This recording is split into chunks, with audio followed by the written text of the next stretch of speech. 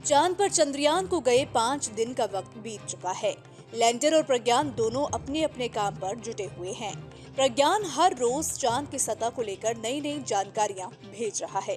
ये वो जानकारियां हैं जिससे अब तक पूरी दुनिया अनजान थी। वजह भी साफ है।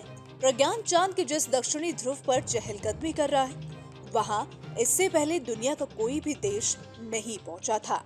प्रज्ञान कुल 14 दिन तक काम करेगा और चांद के उन रहस्य को उजागर करता रहेगा जो अब तक दुनिया के लिए पहेली थे। 14 दिन इसलिए क्योंकि इसके बाद दक्षिणी ध्रुव पर अंधेरा हो जाएगा। जो कि लैंडर और रोवर दोनों सौर ऊर्जा से काम करते हैं, इसीलिए अंधेरा होने के बाद वो निष्क्रिय हो जाएंगे। इस बीच चांद पर घूम रहे प्रज्ञान के खतरे से सामना हुआ है। हालांकि समय रहते इस खतरे को भांप लिया गया और प्रज्ञान सुरक्षित आगे बढ़ गया। इसरो ने खुद ट्वीट कर इसके बारे में जानकारी दी है। इसरो ने अपने नए ट्वीट में लिखा है, 27 अगस्त 2023 को रोवर अपनी जगह से 3 मीटर आगे चला, जहां उसे 4 मीटर डायमीटर वाला गड्ढा मिला। रोवर को तुरंत वापस लौटने का आदेश दिया गया। अब ये सुरक्षित रूप से एक नए रास्ते पर आगे बढ़ रहा है। इसरो ने अपने ट्वीट के साथ 2 तस्वीरें भी साझा की हैं।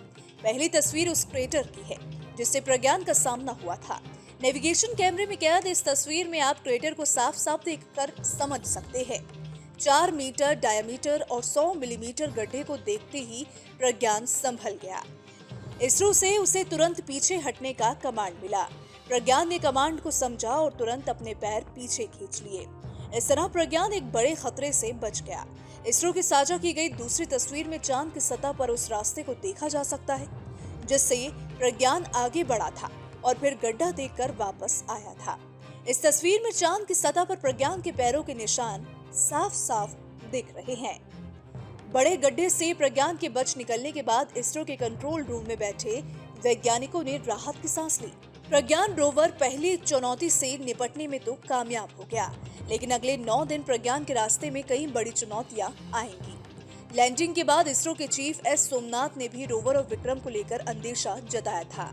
इसरो चीफ ने न्यूज एजेंसी पीटीआई से बातचीत में कहा था कि चांद पर वायुमंडल नहीं है।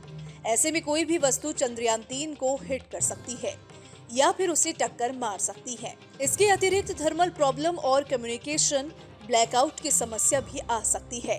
उन्होंने ये भी चिंता जाहिर की कि अगर कोई क्षुद्र ग्रह यानी एस्टेरॉइड या दूसरी कोई वस्तु बहुत तेज गति से चंद्रयान 3 से टकराती है तो लैंडर और रोवर दोनों खत्म हो जाएंगे। इससे पहले प्रज्ञान ने चंद्रमा की सतह के तापमान से जुड़ा एक ग्राफ रविवार को इसरो को भेजा था। ये विक्रम लैंडर पर चेस्ट पेलोड का पहला ऑब्जर्वेशन था। प्रज्ञान के भेजे इस डेटा से इसरो के वैज्ञानिक भी हैरान रह गए थे।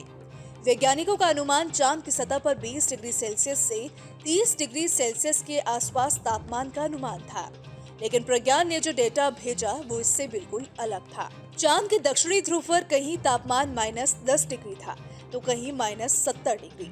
अगले कुछ दिनों में ऐसी और भी कई जानकारियां सामने आएंगी जो न सिर्फ आम लोगों को बल्कि वैज्ञानिकों को भी चौंकाएंगी। Bureau report, team news nation.